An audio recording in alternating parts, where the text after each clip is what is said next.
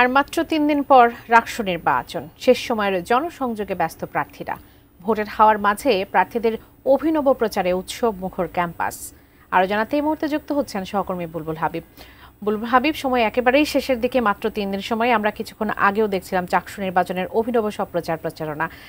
রাকসু নির্বাচনের অভিনব প্রচার প্রচারণা সম্পর্কে বিস্তারিত জানাবেন। কেমন দেখছেন ক্যাম্পাসের পরিস্থিতি? বাবলি, আসলে আগামীকাল শিক্ষার এই প্রার্থীদের প্রচার প্রচারণা সেটা শেষ হচ্ছে।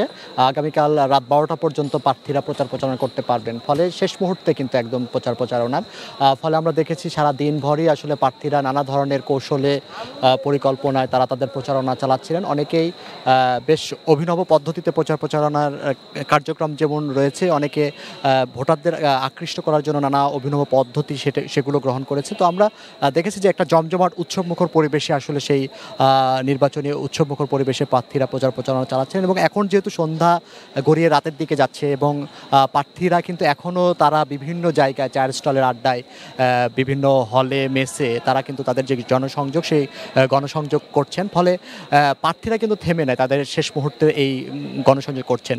তো আর যদি বলি যে কিছুক্ষণ আগে বলতে হচ্ছে 5টার দিকে রাজশাহীর যে পুলিশ কমিশনার, বিজিবি এবং র্যাব, এই তিন বাহিনীর প্রধানদের নিয়ে রাজশাহী বিশ্ববিদ্যালয় প্রশাসন, নির্বাচন কমিশন একটা বৈঠক করেছে যে আগামী বৃহস্পতিবার যে নির্বাচন অনুষ্ঠিত হবে সেই নির্বাচনের নিরাপত্তা ব্যবস্থা কেমন থাকবে।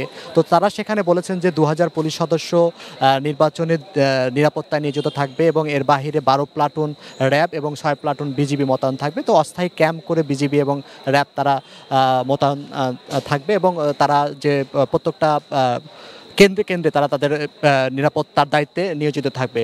তো যেহেতু নির্বাচন কমিশন কাজ করছে এবং নির্বাচনের প্রস্তুতি সম্পূর্ণ করেছেন তারা তারা বলেছেন, এবং প্রার্থীরাও কিন্তু একটা সৌহার্দ্যপূর্ণ পরিবেশে প্রচার প্রচার চালাচ্ছেন। অর্থাৎ ক্যাম্পাসে এই নির্বাচনকে কেন্দ্র করে ভোটার, প্রার্থী এবং প্রশাসনের মধ্যে একটা ত্রিমুখী যে সংযোগ সেটা আমরা দেখেছি যে একটা তৈরি হয়েছে। সবাই এখন পর্যন্ত কারো কোনো অভিযোগ আমরা নির্বাচন কমিশনকে দিতে দেখি নাই।